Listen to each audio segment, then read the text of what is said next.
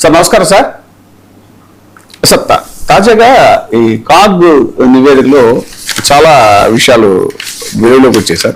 ముఖ్యంగా రాష్ట్ర ఆర్థిక పరిస్థితి గురించి, ఏపీ ఆర్థిక పరిస్థితి మీద కంట్రోలర్ అండ్ ఆడిటర్ జనరల్ విడుదల చేసిన స్టేట్ ఫైనాన్స్ 2024-25 నివేదికలో కీలక అంశాలు ఏంటంటే చాలా అంటే రెవెన్యూ లోటు ముఖ్యంగా చెప్తున్నారు. దేశంలోనే రెవెన్యూ లోటులో ఏపీ టాప్ లో ఉందని, జిఎస్టీ అలాగే ఎస్జిఎస్టీ కూడా బాగా పడిపోయిందని, మద్యం ఆదాయం మాత్రం 35.3% పెరిగింది అని, జీతాలకి పెన్షన్లకి కూడా అప్పుల వేట అనేటువంటి ఇది పాపారావు గారు ఆయన ఆర్థిక ముఖ్యంగా ఏంటంటే ఆర్థిక విశ్లేషకులు పాపారావు గారు రాజకీయాల కంటే కూడా. అయితే ఇక్కడ గమనించాల్సింది ఏంటంటే ఆంధ్రప్రదేశ్ ఆర్థిక పరిస్థితి సిఏజీ నివేదికలో వెలుగు చూసినటువంటి జాతీయ స్థాయి పత్రికల్లో అంటే ఆంగ్ల పత్రికల్లో కూడా వచ్చాయి. అంటే జాతీయ స్థాయిలో దీన్ని ప్రముఖంగా ఫోకస్ చేస్తారు. తెలుగు మీడియాలో ఎక్కడా కూడా అంతగా రాలేదు. ఎందుకు రాలేదు అనేది సరే మనం కారణాలు చెప్పక్కర్లేదు.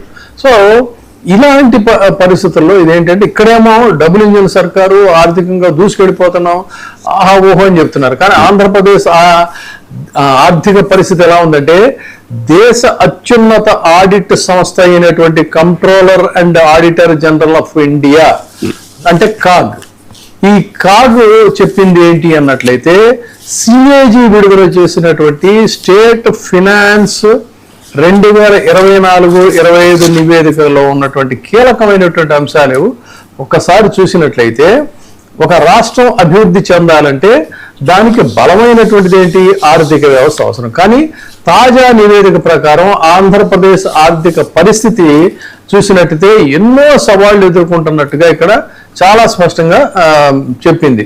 ప్రధానమైనది ఏంటి అంటే ఆర్థిక వృద్ధి మందగించటం, అప్పుల మీద అత్యధికంగా ఆధారపడటం, భారీ రెవెన్యూ లోటు.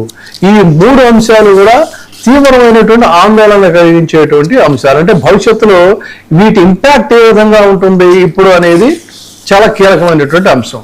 సో రాష్ట్ర ఆదాయ పరిస్థితి ఏం చెప్తుందంటే 2024-25 ఆర్థిక సంవత్సరంలో ఆంధ్రప్రదేశ్ మొత్తం రెవెన్యూ రసీదులన్నీ కూడా 167,676 కోట్ల రూపాయలు. అంటే ఇందులో రాష్ట్రం స్వయంగా వసూలు చేసినటువంటి పన్నుల ఆదాయం ఎంత అంటే 89,435 కోట్లు. అంటే ఇది ట్యాక్సేతర ఆదాయానికి సంబంధించి 5,972 కోట్లు మాత్రమే. అంటే ఏమవుతుంది ఇక్కడ మొత్తం ఆదాయంలో రాష్ట్రం సొంత ఆదాయం ఎంత అంటే కేవలం 57% మాత్రమే ఉండటం అనేటువంటిది ఆర్థిక నిపుణులకు ఎవరికైనా కూడా ఆందోళన కలిగించే అంశం అని చెప్పాలి. కేంద్ర నిధులు, గ్రాంట్లు, అప్పులు వీటి మీదే మొత్తం నెట్టుకొస్తున్నటువంటి పరిస్థితి. మరి ఇతర రాష్ట్రాలతో ఆంధ్రప్రదేశ్ని పోలిచి చూస్తే హర్యానా, తెలంగాణ, మహారాష్ట్ర, తమిళనాడు, కర్ణాటక, గుజరాత్ ఇలాంటి రాష్ట్రాల్లో సొంత ఆదాయాల వాటా ఎంతంటే 70-80% వరకు ఉంది. ఇది గమనించాలి. ఇది 79% కూడా ఉంది. హర్యానాలో అయితే 80% ఉంది. కానీ ఆంధ్రప్రదేశ్లో ఎంత ఉంది అంటే 57% ఉందంటే చూడండి ఎంత డిఫరెన్స్ ఉందనేది.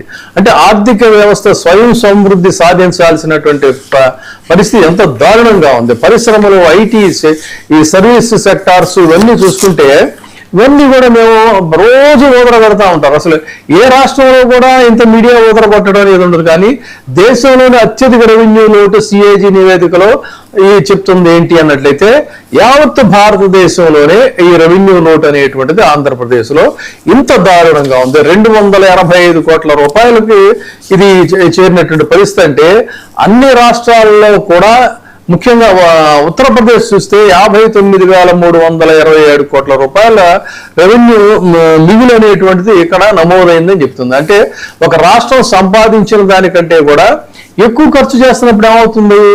రాష్ట్రాల ఖర్చు అంతా కూడా అక్కడ కొంత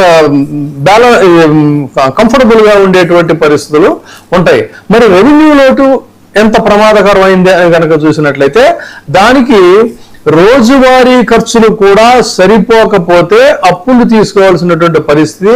ఇక జీతాలు, పెన్షన్లు, సబ్సిడీ, సంక్షేమ పథకాల కోసం కూడా అప్పుల మీద ఆధారపడేటువంటి పరిస్థితి వచ్చింది. ఇది ఇక్కడ మరి ఇక అభివృద్ధి పనులకు వినియోగించాల్సినటువంటి వనరులు వాటికి ఏంటి వడ్డీలు తెస్తున్నారు, వడ్డీలు కడుతున్నటువంటి పరిస్థితి. ఇది ఎంత లాంగ్ టర్మ్ ఇదైనా కూడా ఇది ఏమవుతుంది, దీర్ఘకాలికంగా అయినా కూడా ఆర్థిక వ్యవస్థ మీద ఇది కోలుకోలేని దెబ్బ కొడుతుంది అనమాట. అంటే అప్పుల భారాన్ని మోసే పరిస్థితి ముందు తరాల వాళ్ళు కూడా దీన్ని భరించాలి. జిఎస్టీ తర్వాత పన్నుల వృద్ధి ఎందుకు మందగించింది? జిఎస్టీ అమలు ముందు రాష్ట్రం సొంత పన్నుల ఆదాయం సగటున 7% వృద్ధి చెందింది, కానీ జిఎస్టీ తర్వాత అది 7.0 సంబంధించి 8% లోపే ఎందుకు ఉంది అంటే దాదాపుగా 11% ఉన్నటువంటి పరిస్థితి, వెనకబడిపోయినటువంటి పరిస్థితి. ఇది ఇన్ని రకాలుగా చూసుకుంటే మరి ఈ రకమైనటువంటి దౌర్భాగ్యమైనటువంటి పరిస్థితుల్లో ఉంటే మామూలు కాదు. ప్రతిరోజు ప్రచారాలు ఏంటంటే అదైపోతా ఉంది, ఇదైపోతుంది, ఇది చేస్తున్నాం అంటే అసలు ఇక్కడ నగదు కొరత అయితే ఆర్బీఐ మీద ఆధారపడి ప్రభుత్వం సిఏజీ నివేదిక ప్రకారంగా చూసుకుంటే 24-25లో మొత్తం 365 రోజుల్లో 357 రోజులు రాష్ట్ర ప్రభుత్వం ఆర్బీఐ నుంచి కంప్లీట్ ఏంటంటే వేజ్ అండ్ మీన్స్ అడ్వాన్స్ అంటే ఓడీలు తీసుకొని ఇస్తున్నటువంటి పరిస్థితి. ఇంత దారుణమైనటువంటి అప్పులతో నెట్టుకొస్తూ మేము ఇది చేస్తున్నాం అది చేస్తున్నాం అని చెప్పిన హడావడి హంగామాలు చేయటం ఏంటంటే, పైగా ఒకప్పుడు ఆంధ్రప్రదేశ్ అంటే ఏ పరిస్థితుల్లో ఉండేది, అలాంటిది ఇవాళ పూర్తిగా దేశంలోనే అట్టడుగు స్థాయిలో. ఇంత కంపారిజన్ చెప్పాను కదా, కనీసం ఇంచుమించుగా వెనకబడినటువంటి రాష్ట్రాలు హర్యానా లాంటి రాష్ట్రాలతో కూడా కనీసం దగ్గరగా కూడా లేదు. అంత దారుణమైనటువంటి పరిస్థితుల్లో ఉంటే దీన్ని ఏ విధంగా వీళ్ళు ముందుకు తీసుకెళ్తారు? అదేమంటే బ్రహ్మాండంగా ముందుకు తీసుకెళ్లిపోతున్నాం అంటే 20,000 కోట్ల రూపాయలకి ఇక్కడ ఇది ఉంది. దశాబ్దంలో ఇది 353% పెరుగుతుందని ఇట్లాగే రకరకాలైనటువంటి ఆందోళనకరమైనటువంటి ఫిగర్స్ అన్ని కూడా ఇక్కడ మన దగ్గర ఉన్నాయి. ఇక ఇంకొక ఆశ్చర్యకరమైనది ఏంటి అంటే ఇక్కడ మనకి ఒక్కటి మాత్రం చాలా బ్రహ్మాండంగా డెవలప్ అవుతుందండి ఆంధ్రప్రదేశ్. దీన్ని మాత్రం మెచ్చుకోవాలి. పాపారావు గారు మీ దగ్గర వస్తున్నాను. ఏంటి అయ్యా అంటే దేంట్లో కూడా ఇక్కడ ఆదాయం లేదు.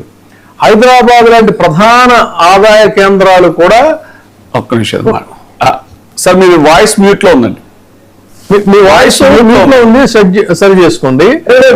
దీంట్లో మాత్రం ఆంధ్రప్రదేశ్ ఆదాయంలో పాపారావు ఇక్కడ గమనించాల్సింది ఒక మాట చెబుతాను, మద్యం ఆదాయం ఉంది. Okay sir, now it is okay. ఇక మద్యం ఆదాయానికి సంబంధించి చెప్తున్న ఒక బేర్ విత్ ఫ్యూ సెకండ్స్. ఆశ్చర్యకరంగా ఆంధ్రప్రదేశ్ లో మద్యం ఆదాయం చూసుకుంటే ఇది గత దశాబ్దంలో 353% పెరిగింది. అంటే ప్లీజ్ ఒక మాట ఏంటంటే, నాకు కోఆర్డినేటర్ చెప్పాలా, నేనేమో ఏపీ పేపర్లు అసలు చదవట్లా, పట్టించుకోవట్లే. ఏపీ ఎకానమీ కూడా కోఆర్డినేటర్ నాకు రిటైర్మెంట్ ఏది టాపిక్ అని పంపితే నేను దాంట్లో బాగా స్టడీ చేసి కూర్చున్నా ఇప్పుడు దాకా. ఇది కంప్లీట్ నెంబర్ తో తెలియకుండా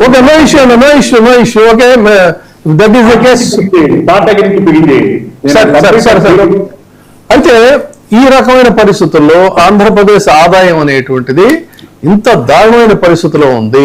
మరి విశాఖపట్నం పోర్టు, కృష్ణపట్నం పోర్టు, రామాయం పోర్టు, ఈ అమరావతి నిర్మాణం, గ్రీన్ ఎనర్జీ ప్రాజెక్టులు, డేటా సెంటర్లు, ఎలక్ట్రానిక్స్ రంగం తయారీ, డిఫెన్స్ క్యారిడర్లు, పారిశ్రామిక క్యారిడర్లు, పర్యాటక రంగం, ఇప్పుడు ఇంకా ఏదో ఆ బీచ్ల్లోనేమో అది ఇది చేస్తున్నామని చెప్తున్నారు.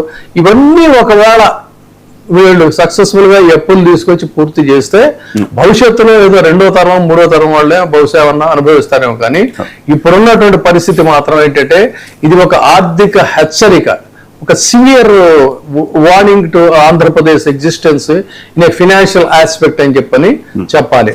కాబట్టి ఆ అత్యధిక రెవెన్యూ లోటు భారతదేశంలోనే ఉన్నటువంటి రాష్ట్రంగా రికార్డుకి ఎక్కిందనేటువంటిది జాతీయ మీడియా తెలియజేస్తా ఉంటే, కనీసం ఒక సింగిల్ కాలం కూడా ఇక్కడ రోజు విపరీతంగా ఆహా ఓహో అని చెప్పనేటువంటి మీడియా కనీసం ఈ చేదు నిజాలకి, రాష్ట్ర ప్రజలు తెలుసుకోవాల్సినటువంటి ఈ చేదు నిజాలకి కించిత్ ప్లేస్ ఇవ్వకపోవడం అనేటువంటిది అయితే బాధాకరం. సరే, అది దట్ ఈస్ దేర్ చాయిస్. కానీ భవిష్యత్తులో ఎదురయ్యే సవాళ్ళు ఏంటంటే ఇదే పరిస్థితి కొనసాగితే అప్పుల భారం మరింత పెరుగుతుంది, వడ్డీ చెల్లింపులు పెరుగుతాయి, అభివృద్ధి ప్రాజెక్టులకు నిధుల కొరత ఏర్పడుతుంది, ఉద్యోగ నియామకాలు, మౌలిక వసతుల నిర్మాణం, పరిశ్రమల ప్రోత్సాహకాలు ఇవన్నీ కూడా ఎఫెక్ట్ అవుతాయి.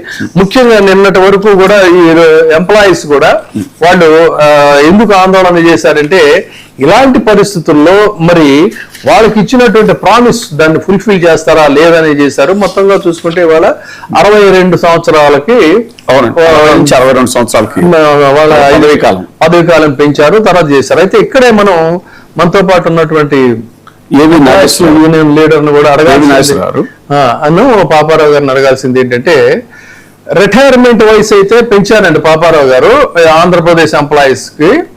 అయితే తర్వాత మరి కాంట్రాక్ట్ ఎంప్లాయీస్ సమస్యలు ఏమైనా పరిష్కారం అయినాయా, వేళ అయినాయా? ముందుగా మనం పాపారావు గారిని అడిగి తెలుసుకుందాం, ఆ తర్వాత ఒక్క నిమిషం అండి. పాపారావు గారు, అంటే ప్రపంచ బ్యాంకు, నేను డైరెక్ట్ గానే టాపిక్ లోకి వెళ్తున్నాను. ప్రపంచ బ్యాంకు దగ్గర అప్పులు తెచ్చుకున్న ఎవరికైనా